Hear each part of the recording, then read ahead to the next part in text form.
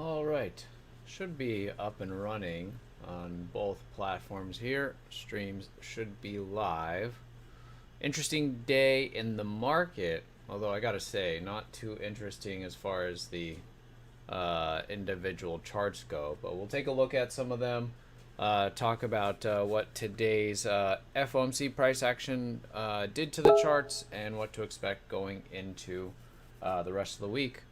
We got about 3 minutes until the close, so we'll get to see what the closing price is on the Qs and SPY. All right, let's go ahead and get started. Good afternoon. This is Ifan from the Strategic Day Trader, and this is your market wrap for June 16th, 2021. Qs down 1/3% here. Like I said, we'll be closing in a couple minutes, so we'll see kind of exactly where Qs and SPY. They were down more as the Fed came out, increased inflation expectations. So you can see the market got a little bit spooked by that.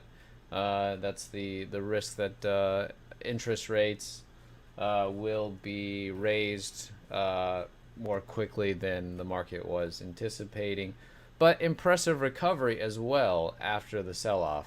Okay, so that doesn't really give us a lot of clarity for tomorrow. So all we can do really is anticipate what would make us continue the bullishness and what would make us bearish.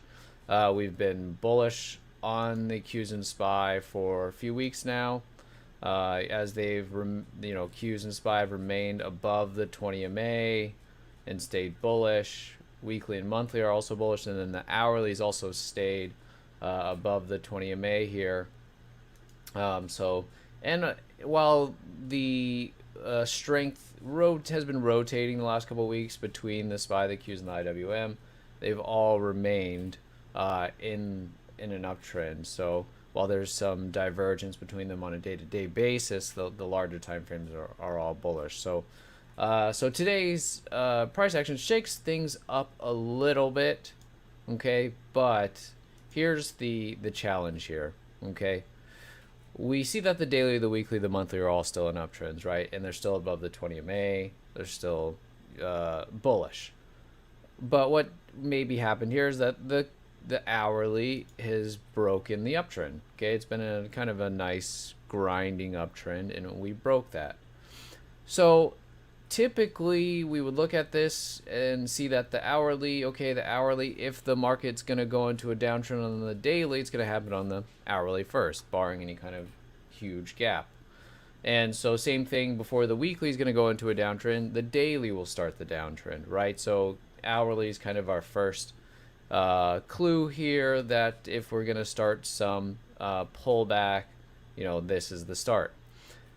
The challenge is that look at the location that we're in. And so it's because we've spent these last 3 weeks grinding and basing, we're just into all of this overlap.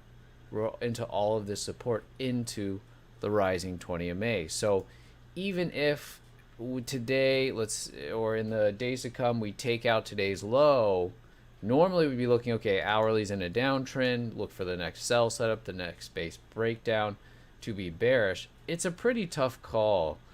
We take that out, and then maybe we base here, look for a breakdown, look for a sell setup. So it makes sense on the hourly, which is going to be our fastest moving time frame. It's going to be our earliest to go into a downtrend and signal that the daily is going to start coming in or moving lower. But just the location is going to be so tough. So I think that if we do start the pullback, it's probably going to be really choppy and sloppy. So that's kind of what I'm expecting. But we haven't taken out today's low yet. But, well, we'll find out tomorrow, right? Obviously, we can't take out today's low today. But we got a pretty good pivot here. Okay, a good pivot to work with. Okay, so if we take that out, we get some follow through, then the hourly will be in a downtrend.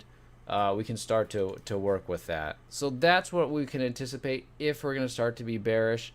I don't think it's going to be an easy path lower to that pullback. Okay. Otherwise, if we don't break underneath the pivot, then we're going to remain bullish. Okay, and then today will just serve as basically a shakeout, similar to what happened here. Okay, this was kind of more of a breakout failure that turned into a pullback to the 20 MA here. So right now, going into tomorrow, still going to be bullish on the Qs and SPY.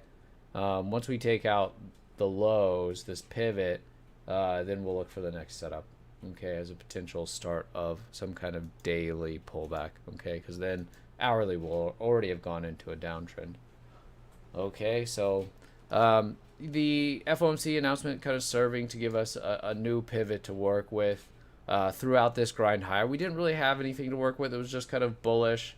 If something really comes, if the market really comes in, if we get some strong reversal here, that's what we would need. And FOMC kind of shook things up and then gave that to us. That doesn't mean that we're bearish yet, though. That just means that at least we now have a pivot to work with, a new line in the sand, which we didn't have before. And that's why throughout all of this, I kept saying, you know, we're at least a couple setups away from being bearish on the Qs and SPY. Okay. All right. Let's go over some plays from today. CNC was the first play I gave you numbers on right out of the gate. I ended up letting this one go because it's was a little bit jumpy, but I really like the setup. I just couldn't get a good read on the spread right off the bat. This, you know, it was also something that I found additional. So from the time that I probably found it to working out the numbers, putting it in the room, and then, you know, it triggering was probably all of that was like less than 3 minutes. I don't know. It yeah, triggered pretty quickly right after it got the numbers in, and I just didn't get a good feel for kind of how spready or wild this was going to be, but this ended up being really the best play that I saw in the morning. Okay, and so that was the CNC. Then the CATB I also gave you numbers on.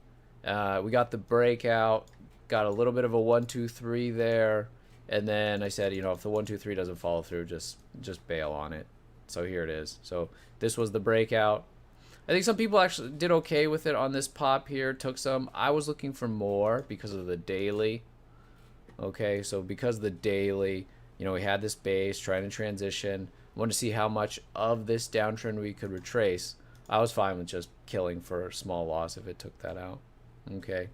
So that was the next one. And then, you know, things really, I thought, got kind of slow and boring. I think the market just went into kind of a pause waiting for FOMC. And that just seemed to be the case with the charts. I like the ATRA daily, monthly a lot. Good gap on the ATRA. But you know, the entry was pretty tough here. You know, in the morning, we talked about this while I was on the mic. So I just don't see the momentum there yet.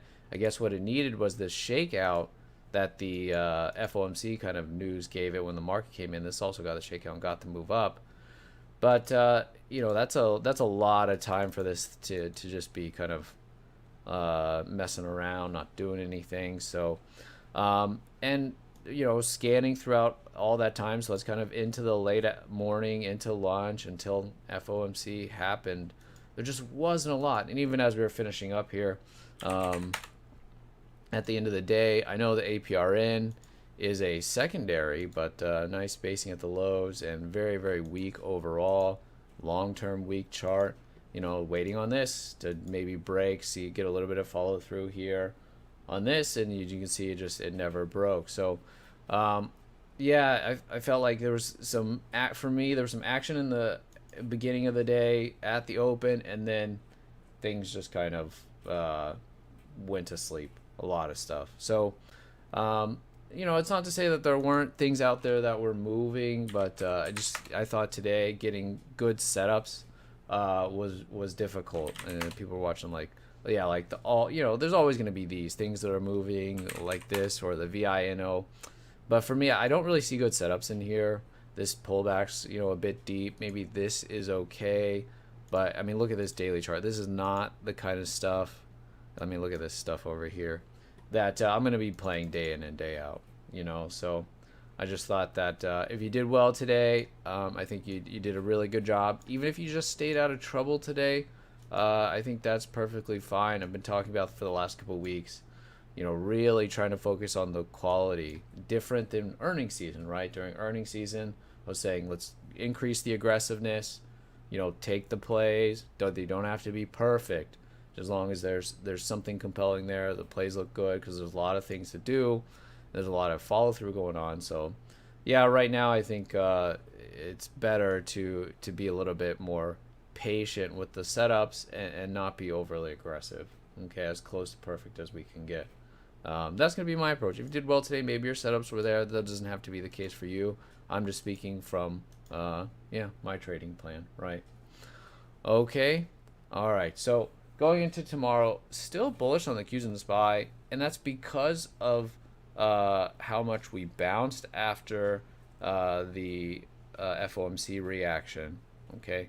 But if we start to downtrend on the hourly, we can start to look for some short-term bearishness, but the tough part will be that the smaller time frames will be in conflict with this really strong uptrend on the SPY. Okay, so that's going to make it, I don't think, a very fluid move down, but we'll see. Okay, all right, I'll be back at it tomorrow, and I will talk to you then. Have a good evening.